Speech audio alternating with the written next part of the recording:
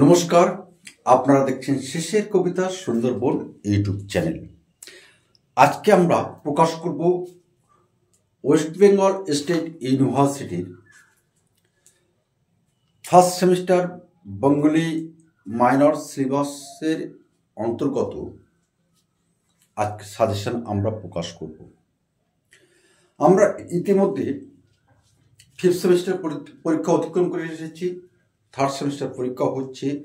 আমাদের গত তারিখে আমাদের পরীক্ষা হয়ে গেছে, গতকাল পরীক্ষা হয়ে গেছে Bangla third semester Bangla major subject. এবং আমরা যে প্রশ্নগুলো আমরা রেখেছিলাম সেই প্রশ্নগুলো কিন্তু এসে গেছে। কারণ আমাদের অভিজ্ঞতা, আমাদের শেষের কবিতার পাঠকেন্দ্রের যে শিক্ষক মণ্ডলী, তাদের এই যে ধারণা কিন্তু 100% কাজে লেগে যায়।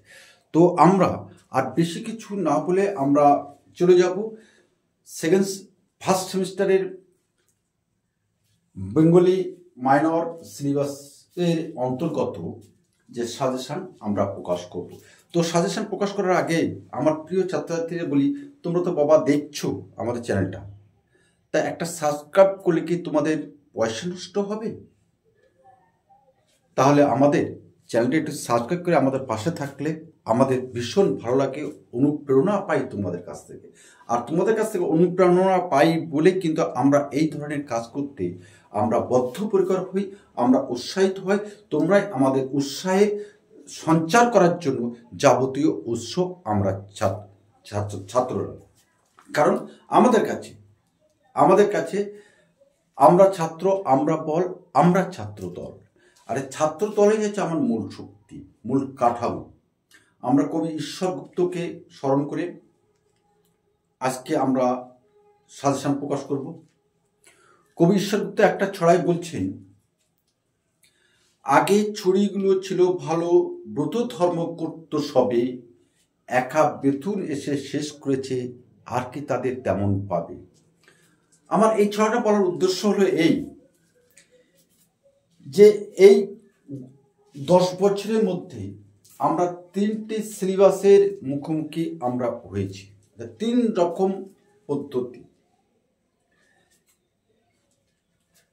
সর্বশেষ আমাদের পদ্ধতি ছিল সিবিসিএস, এবার আমরা আসলাম এনএপি।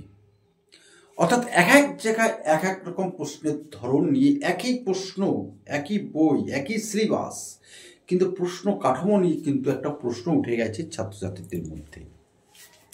কারণ যত দিন যাচ্ছে প্রশ্নের ধরন কিন্তু পাল্টে যাচ্ছে, আর সেই পাল্টানোর সাথে আমাদেরকে একসঙ্গে মিলতে হবে। আর মিলতে গেলেই শেষের কবিতা পাঠকেন্দ্র তোমাকে সহযোগিতা করবে, শেষের কবিতা সুন্দরবন ইউটিউব চ্যানেল তোমার পাশে থাকবে। তো আসি একক 1 থেকে 2025-এ যে প্রশ্নটা আসবে, কে কবে কোথা থেকে চর্যাপদ আবিষ্কার ও প্রকাশ করেন? কে কবে কোথা থেকে চর্যাপদ আবিষ্কার এবং প্রকাশ করেন?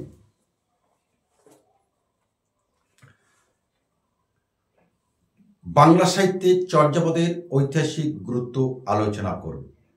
বাংলা সাহিত্যে চর্যাপদের ঐতিহাসিক গুরুত্ব আলোচনা করুন। এটা কিন্তু মোস্ট ইম্পর্টেন্ট প্রশ্ন। আবার বলে দিচ্ছি, কে কবে কোথা থেকে চর্যাপদ আবিষ্কার করেন? বাংলা সাহিত্যে চর্যাপদের ঐতিহাসিক গুরুত্ব আলোচনা করুন। চর্যাপদ থেকে আর যেটা প্রশ্ন আসতে পারে, চর্যাপদের সাহিত্য বা কাব্যমূল্য উল্লেখ করে, চর্যাপদের সাহিত্যমূল্য বা কাব্যমূল্য উল্লেখ করে এ পদের ভাষা সম্পর্কে যা জানো লেখো। এই দুটো প্রশ্ন করলে একটা প্রশ্ন অবশ্যই তোমার কমন আসবে। অথবা একক 1-এর অথবা যে প্রশ্নটা থাকবে, বাংলা সাহিত্যের আদি পর্বে বৌদ্ধ ধর্ম ও সংস্কৃতি চর্চা কিভাবে প্রভাব বিস্তার করেছিল? বাংলা সাহিত্যের আদি পর্বে বৌদ্ধ ধর্ম ও সংস্কৃতি চর্চা কিভাবে প্রভাব বিস্তার করেছিল? আলোচনা করো। অথবা এই প্রশ্ন না হলে যে প্রশ্নটা তোমাদের দেখে যেতে হবে, বৌদ্ধ দর্শন ও সংস্কৃতি চর্চায়, বৌদ্ধ দর্শন ও সংস্কৃতি চর্চায় বৌদ্ধ বিহারগুলির ভূমিকা আলোচনা করো। গতবার কিন্তু তোমাদের একক একে চর্যাপদের সাথে কিন্তু বৈষ্ণব পদাবলী দিয়ে দিয়েছিল, চণ্ডীদাস সমস্যা, একটু খেয়াল রাখবে বছরে। আমরা শেষে বলতে পারবো আরো কোন প্রশ্ন, এর থেকে ছেঁকে দেবো তোমাদের প্রশ্ন, ভিডিওটা দেখতে থাকো। একক 2, শ্রীকৃষ্ণ কীর্তন কাব্যের আবিষ্কার নামকরণ সম্পর্কে লেখো। শ্রীকৃষ্ণ কীর্তন কাব্যের আবিষ্কার ও নামকরণ সম্পর্কে লেখো। কাব্যটি কয়টি খণ্ডে বিভক্ত ও কি কি? কাব্যটির কবির নাম উল্লেখ করে তার দক্ষতার পরিচয় দাও। শ্রীকৃষ্ণ কীর্তন কাব্যের সমাজ জীবন বা বিষয়বস্তু আলোচনা করো। শ্রীকৃষ্ণ কীর্তন থেকে এই প্রশ্নটা করলে আর কোনো প্রশ্ন করতে হবে না। শ্রীকৃষ্ণ কীর্তন কাব্যের আবিষ্কার নামকরণ সম্পর্কে লেখো। কাব্যটি কয়টি খণ্ডে বিভক্ত ও কি কি? কাব্যটির কবির নাম উল্লেখ করে কবি কৃতিত্বের পরিচয় দাও এবং শ্রীকৃষ্ণ কীর্তন কাব্যের সমাজ জীবন বা বিষয়বস্তু আলোচনা করো। এই হলো শ্রীকৃষ্ণ কীর্তন কাব্য থেকে প্রশ্ন। দিয়ে যে প্রশ্ন থাকবে, তুর্কি আক্রমণের পরবর্তীকালে গৌরবঙ্গের সামাজিক অবস্থা,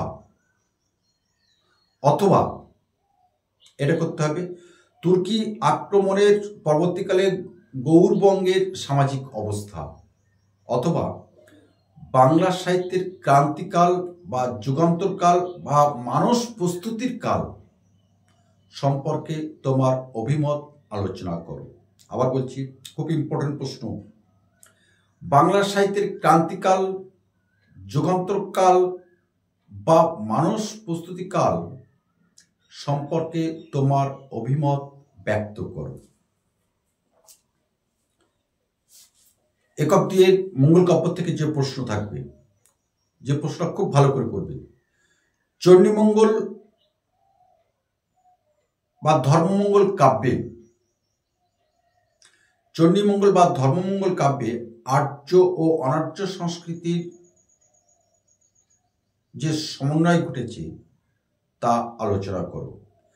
চণ্ডীমঙ্গল বা ধর্মমঙ্গল কাব্যে আর্য ও অনার্য সংস্কৃতির সমন্বয় ঘটেছে, আলোচনা করো।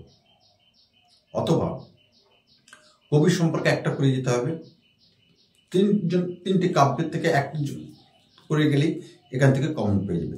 চণ্ডীমঙ্গল, মনসামঙ্গল, ধর্মমঙ্গল কাব্যের শ্রেষ্ঠ কবির কবিকৃতিত্বের পরিচয় দাও। চণ্ডীমঙ্গল, মনসামঙ্গল, ধর্মমঙ্গল কাব্যের শ্রেষ্ঠ কবির কবিকৃতিত্বের পরিচয় দাও। মঙ্গল কাব্য থেকে আরেকটা প্রশ্ন তোমাদের করে যেতে হবে, মঙ্গল কাব্য কাকে বলে? মঙ্গল কাব্যের বৈশিষ্ট্য লেখো। মঙ্গল কাব্যের উদ্ভব কিভাবে হয়েছিল আলোচনা করো। এককদের একটু প্রশ্ন সংখ্যা কিন্তু একটু বেশি, কারণ তোমাদের সিলেবাসও বেশি। এবার আসবো আমরা একক 3।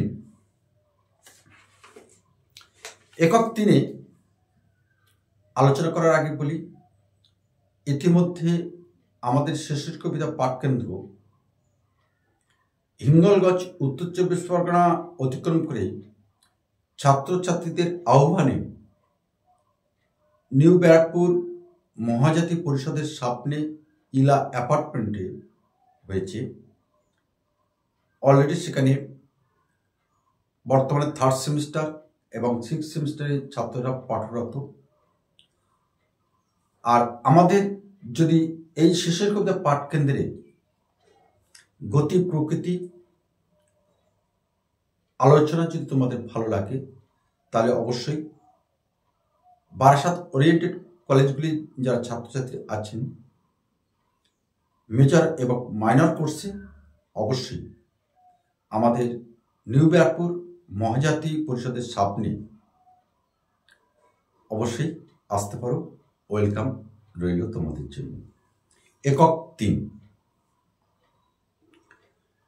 চণ্ডীদাসের কবি পরিচয় দিয়ে বৈষ্ণব পদাবলী সাহিত্যে তার অবদান আলোচনা করো।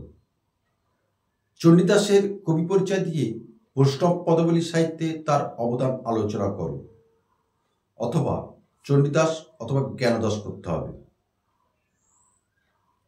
চণ্ডীদাস জ্ঞানদাস দুটো করলে একটা তোমরা পেয়ে যাবে। অভিসার পদ রচনায় গোবিন্দ দাসের কবি কৃতিত্বের পরিচয় দাও। অভিসার পদ রচনায় গোবিন্দ দাসের কবি কৃতিত্বের পরিচয় দাও। বিদ্যাপতি ও চণ্ডীদাসের তুলনামূলক আলোচনা করো।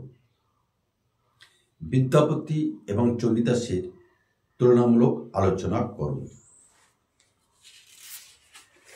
একক 3 তোমাদের শাক্ত পদাবলী আছে। শাক্ত পদাবলীতে তোমাদের দুটো প্রশ্ন করলে একটা এসে যাবে, তাহলে অন্যদিকে তোমাদের রাজ্যে তেমন 3 নম্বর এককে।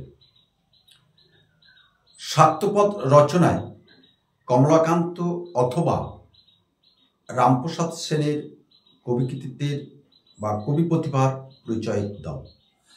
শাক্তপদ রচনায় কমলাকান্ত ভট্টাচার্য অথবা রামপ্রসাদ সেনের কবি প্রতিভার পরিচয় দাও, অথবা এই 2 কবির মধ্যে তুলনামূলক আলোচনা করো। অর্থাৎ কমলাকান্ত ভট্টাচার্য এবং রামপ্রসাদ সেনের মধ্যে শাক্ত পদাবলী রচনায় যে বৈসাদৃশ্য আছে তা লেখো। সর্বশেষ যে প্রশ্নটা মাঝে মাঝে আসে, শাক্ত পদাবলীর উদ্ভবের কারণ এবং শাক্ত পদাবলীর সমাজ জীবন আলোচনা করো। একক 4 একক 4-এ যাওয়ার আগে আমরা আবার বিনম্রভাবে আমার পরম প্রিয় ছাত্রছাত্রীদের কাছে আবেদন, please subscribe our channel for your interested. Please subscribe our channel for your interested and share your friend. কারণ তোমার একটি শেয়ারের মধ্যে দিয়ে তোমার বন্ধুরা কিন্তু অনেক অনেক উপকৃত হতে পারে, এই প্রত্যাশা এই আশা কিন্তু আমাদের আছে। সুতরাং নিজের মধ্যে না রেখে একটু ছড়িয়ে দাও। আর এই ছড়িয়ে দেওয়ার ফলে তুমি যেমন আত্মতৃপ্তি পাবে, তোমার বন্ধু তেমনি কিন্তু উপকৃত হবে, আর সেই উপকৃত হলে তোমাকে কিন্তু মনে রাখবে। আর আমরা তোমাদের সকল সময় আমাদের মনে, আমাদের হৃদয়ের কোণে তোমাদের জায়গা। একক 4